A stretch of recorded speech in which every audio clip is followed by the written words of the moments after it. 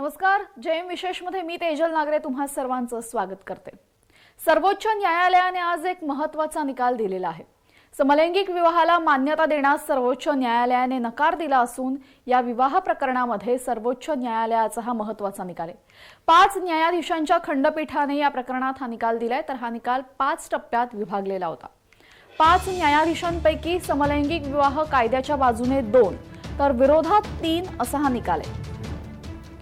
सर्वोच्च न्यायालयाने समलैंगिक विवाहाला मान्यता देणारा कायदा करण्याचा अधिकार संसदेकडे असल्याचं त्यांच्या निर्णयात म्हटलेलं आहे। दरम्यान सर्वोच्च न्यायालयाने या प्रकरणी केंद्राला समिती नेमण्याचेही आदेश दिलेले आहेत आणि ही समिती समलैंगिक समुदायाचे अधिकार, हक्क आणि प्रश्नांसंदर्भात विचार करणार आहे।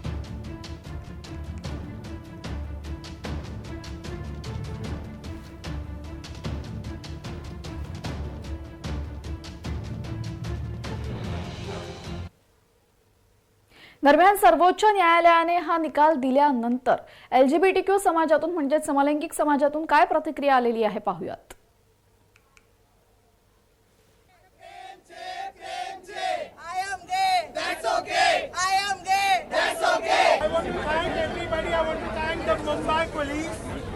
I want to thank the Mumbai traffic police for giving us the permission to do that. I am gay.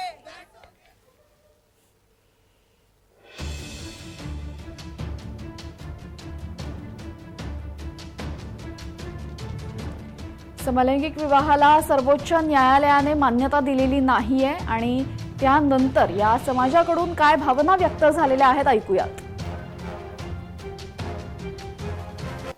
मला आम्ही का आमचे कम्युनिटी आज खरंच आम्ही इतके होते की हा फैसला आमच्यामध्ये चालत पाहिजे आलंच पाहिजे, पण आज काय म्हणतात मन तुटून गेलेला हा निर्णय ऐकून।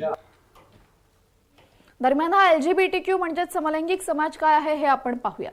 ज्यांच्या लैंगिक भावना आणि इच्छा या काहीशा वेगळ्या असतात आपल्यापासून आणि या व्यक्तींची ओळख ही रंगरूपावरून नाही तर त्यांच्या लैंगिक आवडीनिवडीनुसार होत असते।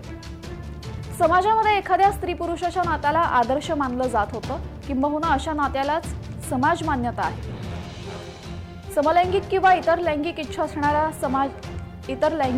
नागरिकांना किंवा माणसांना अशी मान्यता मिळत नाहीये। मात्र गेल्या काही वर्षांमध्ये नव्या पिढीने या लैंगिक इच्छा उघडपणे मांडण्यास सुरुवात केली आणि एक व्यक्ती म्हणून त्यांच्या लैंगिक इच्छांना समाजात मान्यता मिळावी म्हणून लढा सुरू केला।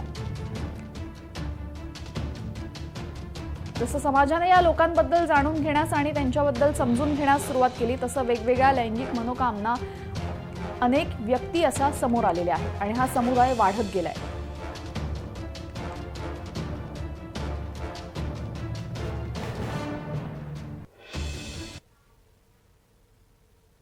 दरम्यान या संदर्भात आता सर्वोच्च न्यायालयाने काय म्हटलेलं आहे हे आपण सविस्तर बघणार आहोत।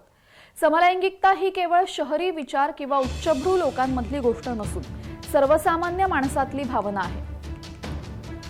ज्याप्रमाणे जुन्या अनिष्ट प्रथा जसं सती प्रथा, विवाह, बालविवाह, विधवा विवाह संस्था या सगळ्यांमध्ये बदल झाला, हे बदल कायद्याने आणि सामाजिक चळवळींमुळे झालेले आहेत। अनेकांनी त्याला विरोध केला होता, मात्र हे बदल होत गेले। त्यामुळे समलैंगिक विचारांबद्दलही असेच बदल होणार नाहीत असं म्हणता येणार नाही। दरम्यान ही पूर्णपणे खासगी गोष्ट आहे, म्हणजे त्या कायद्याच्या बाहेर आहेत असंही म्हणता येणार नाही। याचिकाकर्त्यांनी लग्न हा मूलभूत अधिकार आहे यावर भर दिला। दरम्यान स्पेशल मॅरेज ऍक्ट मध्ये समलैंगिक विवाहाचा समावेश नसल्याने तो बेकायदेशीर आहे असंही त्यांनी म्हटलं। विधिमंडळाच्या कामकाजात हस्तक्षेप ठरेल जर या संदर्भात काही टिप्पणी केली तर, त्यामुळे सुप्रीम कोर्ट ते करू शकणार नाही असं त्यांनी निर्देशात म्हणाले। तर या कायद्यात बदल गरजेचा आहे का हे संसदेने ठरवायचं आहे असं सरन्यायाधीशांनी सांगितलेलं आहे। वैशिष्ट्य विशेष विवाह कायद्याचा कलम 4 हे असंविधानिक आहे, कारण त्यात ते सर्वसमावेशक नाही, त्यामुळे ते काढून टाकायला हवं असं निरीक्षणही यावेळेस कोर्टाने नोंदवलंय। प्रेम ही मानवी जातीत असलेली मूलभूत भावना आहे आणि माणसांना जोडीदार हवा असतो, त्यामुळे कुटुंबाचा विस्तार होतो, नातेसंबंध महत्त्वाचे असतात। हे माणसाच्या विकासासाठी सुद्धा तितकंच महत्त्वाचं असतं। आर्थिक सामाजिक विकास सुद्धा महत्त्वाचा असतो. आयुष्य जगणं म्हणजे एखादा जोडीदार असणं असं काही लोकांना हवं असतं, तर जोडीदार निवडणं हा काहींच्या दृष्टीने अतिशय महत्त्वाचा निर्णय असतो. एकमेकांना पाठिंबा देणं, आयुष्यात उभं राहणं आणि अनेकांच्या आयुष्याचा महत्त्वाचा भाग म्हणजे जोडीदार. त्यामुळे हा अत्यंत महत्त्वाचा आणि मोठा निर्णय असतो आणि बराच मोठा काळ आपण आपल्या जोडीदारासोबत घालवत असतो. एकमेकांची काळजी घेणं, अनेक गोष्टी त्यामुळे यामध्ये येतात. त्यामुळे हा अधिकार कलम 21 मधील जीवितातला अधिकार असल्याचंही याचिकाकर्त्यांनी म्हटलं. तर जोडीदार न निवडणं हाही वैयक्तिक निवडीचा अधिकार आहे. त्यामुळे पर्यायच नसल्यामुळे ते करता न येणं असं याचा अर्थ नाही. एखाद्या व्यक्तीचं लिंग आणि लैंगिकता या दोन गोष्टी वेगळ्या असू शकतात. लग्नाबद्दल कायदे हे भिन्नलिंगी असणं हे डोक्यातून केलेलं आहे. त्यामुळे तृतीयपंथी पुरुष एका महिलेशी लग्न करू शकतो, तृतीयपंथी महिला एका पुरुषाशी लग्न करू शकते आणि त्याला कायदेशीर मान्यता आहे. तर विवाहाचा अधिकार त्यांना विधिमंडळाने द्यावा असं समलिंगी समाजाकडून सांगण्यात आलं. दरम्यान या समाजाचा हा संपूर्ण अधिकार आणि सरकारने त्यांच्या हक्कांचा विचार करावा, तसंही केलं नाही तर त्यांच्या अधिकारांचं हनन होईल असं निरीक्षण सुद्धा सर्वोच्च न्यायालयाने हा निकाल देत असताना नोंदवलेलं आहे.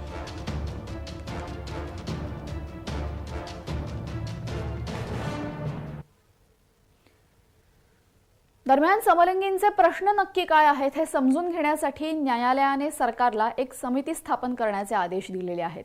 दरम्यान समलिंगींचं या समितीवर काय म्हणणं आहे ते आपण पाहूयात. मध्ये राशन कार्ड, अडॉप्शन वगैरे जे काही करून राहिलंय, पण सर तुम्हाला हे मेन जो आमची जो कम्युनिटी आहे LGBT कम्युनिटी, तुम्ही त्यांना एक वेगळंच करून दिलेलं आहे. ते त्यांचं तुम्हाला वोटिंग जे म्हणतो आपण, एक जनसंख्या आपण म्हणतो, पॉप्युलेशन म्हणतो, ते खूप आहे. पहिले तुम्ही त्याच्यावर विचार करा. त्याच्यानंतर तुम्ही हे योजना आणि कमिटी बैठक करूनच राहिले तर त्याच्यामध्ये तुम्ही आमचे सारखे लोकांना तिथे ठेवायचे ऍक्च्युअली याच्यावर काम करत आहे. दरम्यान न्यायाधीश संजय किशन कौल यांनी सुद्धा या मुद्द्यावर त्यांचं महत्त्वाचं निरीक्षण नोंदवलं. त्यांनी असं म्हटलं की समलैंगिक नातेसंबंधांचा इतिहास हा पुरातन काळापासून आहे. फक्त शारीरिक संबंधच नाही तर प्रेम, भावनिक आधार आणि एकमेकांची काळजी घेणं हे सगळं आधीपासूनच चालत आलेलं आहे. लग्नसंस्था त्यानंतर विकसित झाली आणि त्यामुळे सामाजिक उद्दिष्ट सफल झालं. त्यानंतर बऱ्याच काळाने त्याला कायद्याचं अधिष्ठान मिळालं. मात्र त्याच्यावर भिन्नलिंगी समुदायाचाच सर्वात जास्त प्रभाव होता. त्यामुळे ही चूक सुधारण्याची हीच योग्य वेळ असून त्यामुळे अशा प्रकारच्या लग्नांना किंवा सोबत राहण्याला कायद्याचं संरक्षण हवं असल्याचं या न्यायाधीशांनी म्हटलं.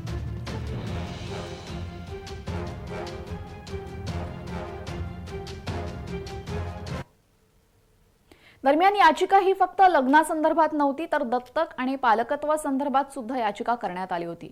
तर दत्तक आणि पालकत्वासंदर्भात सुद्धा कोर्टाने काय म्हटलेलं आहे हे पाहणं महत्त्वाचं आहे. समलैंगिक जोडप्याला मूल दत्तक घेण्याच्या अधिकारावर सर्वोच्च न्यायालयाच्या 5ही न्यायाधीशांचं एकमत झालं नाही. न्यायाधीश DY चंद्रचूड आणि जस्टिस SK कौल हे समलैंगिक जोडप्याला मूल दत्तक घेण्याची परवानगी देण्याच्या बाजूने होते, तर जस्टिस PA नरसिंहा, हिमा कोहली आणि रवींद्र भट हे त्या निर्णयाच्या विरोधात होते. त्यामुळे समलैंगिक जोडप्याला मूल दत्तक घेण्याचा अधिकार मिळालेला नाहीये. रवींद्र भट यांनी आपला निर्णय ऐकवताना म्हटलं की अशा जोडप्यांना मूल दत्तक देण्याच्या अधिकाराशी ते असहमत आहेत. दरम्यान मार्गदर्शक तत्वांनुसार लग्न न झालेल्या माणसाला पालक होता येत नाही. दत्तक घेण्यासाठी लग्न ही महत्त्वाची अट असते. मात्र लग्न झालेल्या जोडप्यांच्या नात्यातच स्थैर्य असतं हा सांगणारा कोणताही पुरावा सुद्धा नाहीये. ज्यांचं लग्न झालं नाही त्यांनाच नात्याची कदर नाही असं म्हणणंही त्यामुळे चूक ठरेल असा मुद्दा न्यायाधीश चंद्रचूड यांनी यावर मांडला होता. मात्र समलैंगिक जोडप्याला मूल दत्तक घेण्याच्या अधिकारावर सर्वोच्च न्यायालयाच्या 5ही न्यायाधीशांचं एकमत झालं नाही. त्यामुळे आता समलैंगिक जोडप्याला एकत्र राहणाऱ्या समलैंगिक जोडप्याला मूल दत्तक घेण्याचा अधिकार मिळालेला नाहीये. दरम्यान अशी जोडपी अशा मुलांचं संगोपन नीट करू शकणार नाही असंही अनेक वेळा समाजातून बोललं जातं.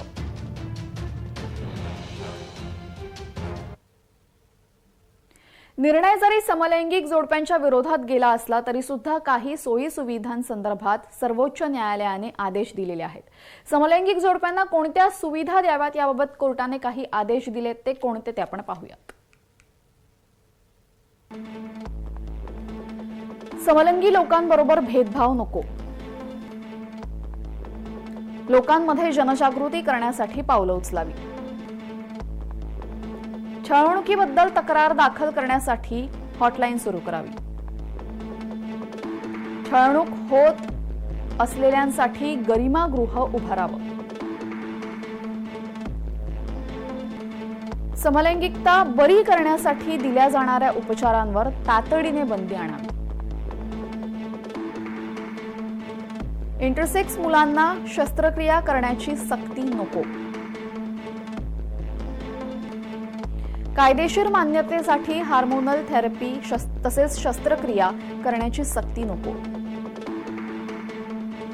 पालकांनी तक्रार केली तर त्यांची नीट पडताळणी करावी आणि मगच त्यावर कारवाई करावी. समलैंगिकांचे मानसिक आरोग्य चांगलं राहील यासाठी उपाययोजना करणंही महत्त्वाचं आहे.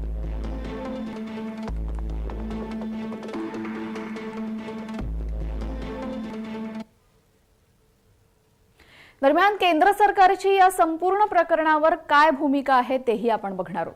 केंद्र सरकारची या मान्यतेविरोधातली भूमिका असून भारत सरकारच्या वतीने सर्वोच्च न्यायालयात ही याचिका फेटाळण्याची विनंती करण्यात आलेली. विवाह हा केवळ पुरुष आणि महिला यांच्यातच होऊ शकतो असं सरकारकडून मांडण्यात आलं. याचिकेद्वारे केवळ शहरी अभिजात वर्गाचे विचार यामध्ये मांडले जात असल्याचंही मतही सरकारकडून उपस्थित करण्यात आलं. देशात दुर्मिळतेने आढळणारी विविध धर्मांच्या प्रमुख नेत्यांची एकीही याच मुद्द्यावर बघायला मिळते. त्यांनी समलैंगिक विवाहाला विरोध केलेला आहे. विवाह हा प्रजननासाठी असतो, तो मनोरंजनासाठी नाही, असंही मत काही धार्मिक नेत्यांनी मांडलंय. दरम्यान सरकारची बाजू मांडणारे जनरल तुषार मेहता यांनी या प्रकरणी सुनावणी घेण्याच्या न्यायालयाच्या अधिकारावरच प्रश्न उपस्थित केला. त्यामुळे या मुद्द्यावर केवळ संसद निर्णय घेऊ शकते असं मत त्यांनी मांडलं.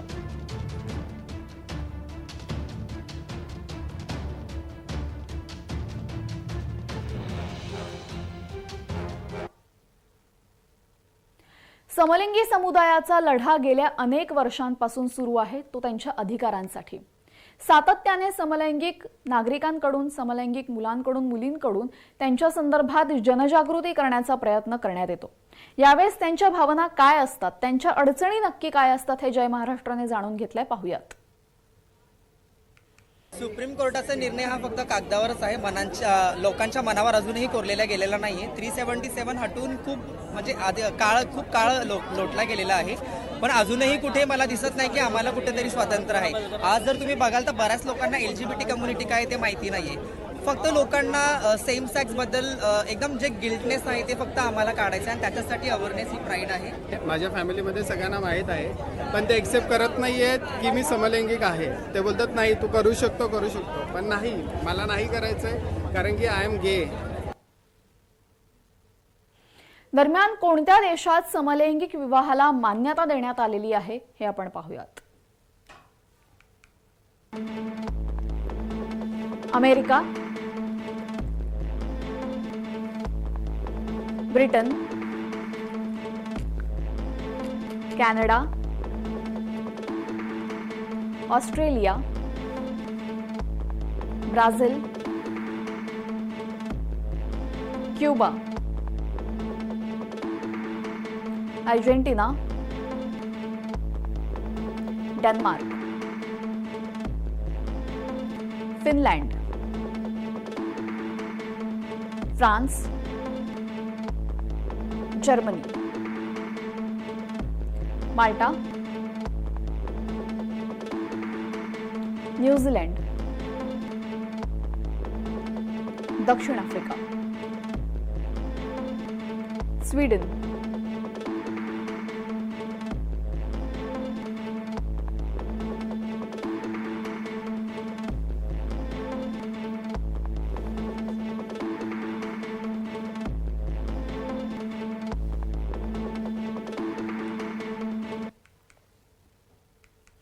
समलिंगी विवाहाला न्यायालयाने मान्यता नाकारली.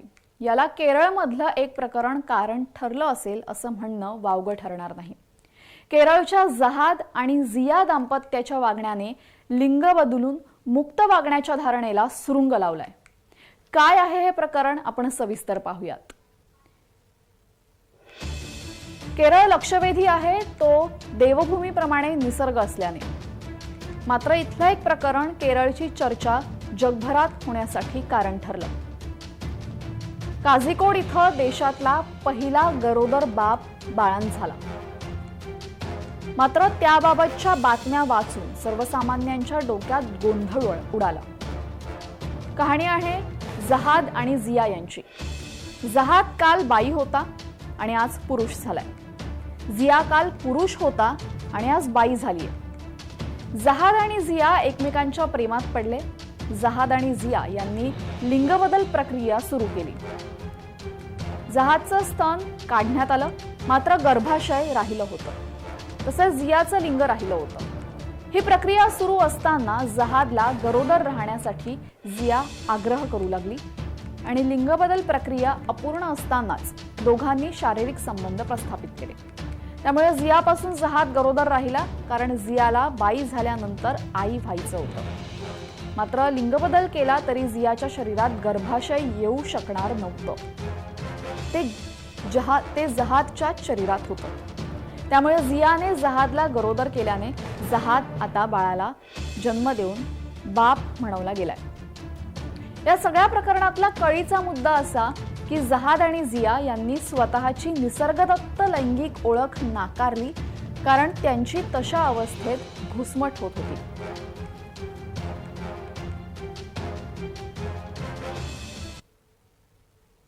दरम्यान जहाद आणि जिया दाम्पत्याच्या वागण्याने काही प्रश्न उपस्थित होत आहेत.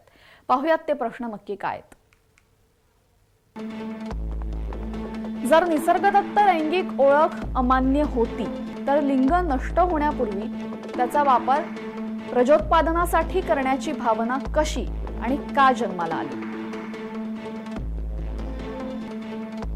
गर्भाशय काढून टाकण्यापूर्वी त्याचा निसर्गनिश्चित वापर करण्याची इच्छा का आणि कशी झाली. मुळात जे निसर्गाने दिलं ते नकोय म्हणून ते नाकारत असताना जाता जाता त्याचा वापर का केला गेला असेल. जे टाकून द्यायचं आहे त्यातून जन्माला आलेल्या संततीची प्रतिष्ठापना समाजात काय म्हणून करायची. मग जे निसर्गाने दिलं आहे तेच कायम ठेवलं असतं तर बिघडलं कुठे असतं. विज्ञानाने नैसर्गिक शरीर रचना बदलता येत असतील, पण मूळ मनोभावना शेवटच्या क्षणी उसळून आलीच.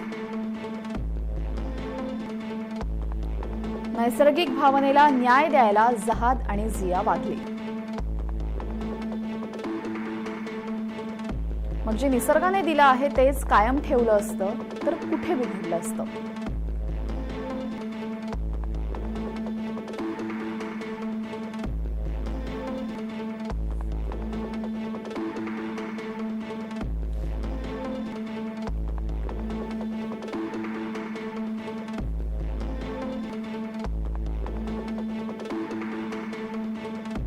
जहाद आणि जिया हे केरळमध्ये काही महिन्यांपूर्वी ही गोष्ट आहे. दरम्यान हे संपूर्ण जे प्रकरण घडलेलं आहे त्यामुळे त्यांच्या मूळ भावना ह्या त्याच होत्या. त्यामुळे हे असं समलैंगिक असणं किंवा ज्या गोष्टी LGBT या नावाने पसरवले जातात त्यावर कितपत विश्वास ठेवावा असा प्रश्न सामान्य माणसाच्या मनात पुन्हा पुन्हा येतो. त्यामुळेच समलिंगी विवाहाला न्यायालयाने मान्यता नाकारलीये असं म्हणण्यात काही वावगं ठरणार नाही. सर्वोच्च न्यायालयाने आज हा महत्त्वाचा निर्णय घेतलेला आहे. केंद्र सरकारने या संदर्भात आधीच विरोधाची भूमिका घेतली होती. ही याचिका फेटाळून लावावी असं केंद्राने म्हटलं होतं. मात्र न्यायालयाने त्यात सुनावणी घेत समलैंगिक विवाहाला मान्यता नाकारली. समलैंगिक विवाह प्रकरणामध्ये आजची ही मोठी घडामोड होती. दरम्यान यानंतर आता समलैंगिक जोडपी नक्की काय करणार याकडे पुन्हा एकदा लक्ष लागणारे हा निकाल साधारणतः 5 टप्प्यांमध्ये विभागलेला होता. 5 न्यायाधीशांपैकी समलैंगिक विवाह कायद्याच्या बाजूने 2 होते आणि विरोधात 3. त्यामुळे समलैंगिक विवाहांना मान्यता नाकारण्यात आली. सर्वोच्च न्यायालयाने हा निकाल दिल्यानंतर LGBTQ समाजातूनही प्रतिक्रिया समोर आल्या. हा निकाल आल्यानंतर त्यांना वाईट वाटल्याची भावना त्यांनी बोलून दाखवली.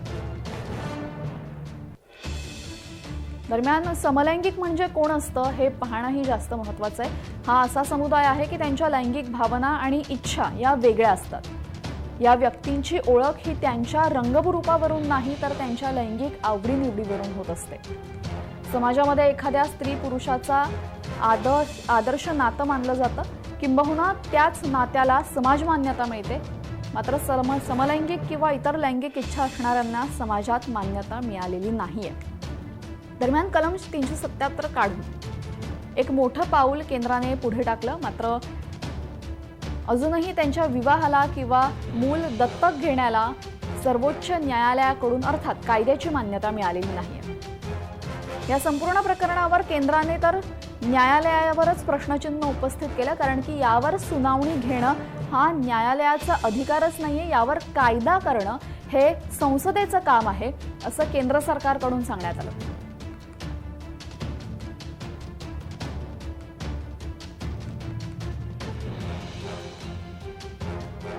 दत्तक आणि पालकत्वासंदर्भात सुद्धा न्यायालयाने महत्त्वाची टिप्पणी दिलेली आहे. समलैंगिक जोडप्याला मूल दत्तक घेण्याच्या अधिकारावर सर्वोच्च न्यायालयाच्या 5ही न्यायाधीशांचं एकमत झालेलं नाहीये.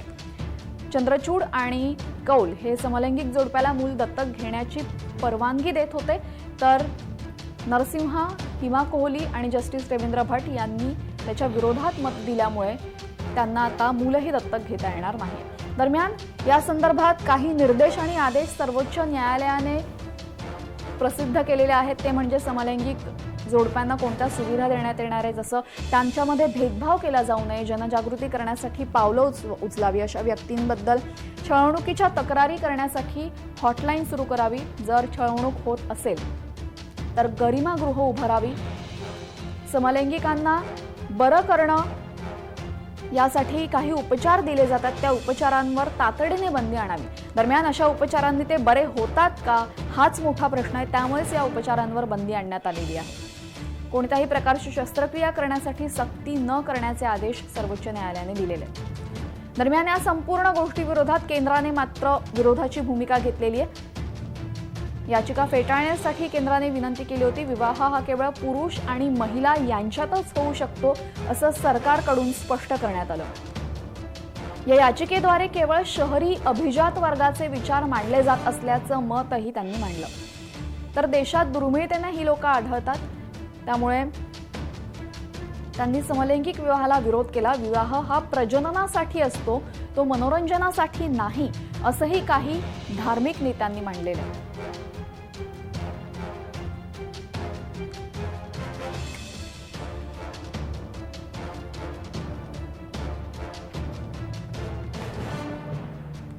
दरम्यान सर्वोच्च न्यायालयाने या प्रकरणी सुनावणी घेण्याच्या अधिकारावरच तुषार मेहता यांनी प्रश्नचिन्ह उपस्थित केलं, कारण की यावर कायदा करण्याचा अधिकार हा फक्त संसदेला असल्याचं म्हटलं. दरम्यान यावर जर कायदे करायचेच आहेत, आमची मतं जाणून घ्यायचीच आहेत, तर आमच्यापैकी काही प्रतिनिधींना तुम्ही संसदेमध्ये स्थान द्या, अशी मागणी सातत्याने या समाजाकडूनही करण्यात येते. दरम्यान आता यावर आणखी पुढे काय घडणार आहे? सर्वोच्च न्यायालयात पुन्हा एकदा याचिका दाखल केली जाईल का? केंद्र सरकार यावर काही कायदा करेल का? हे सगळं पाहणं महत्त्वाचे ठरणार आहे. आणि या सगळ्याच्या उपरोक्ष समाज कितीही कायदे करून, काहीही करून समाज कितपत स्वीकारेल किंवा कायदे न करताही समाज त्यांना स्वीकारेल का, हे पाहणंही महत्त्वाचं आहे. यासह जय विशेषमध्ये वेळ झालेली आहे. इथेच थांबण्याची सर्व प्रेक्षकांना जय महाराष्ट्र.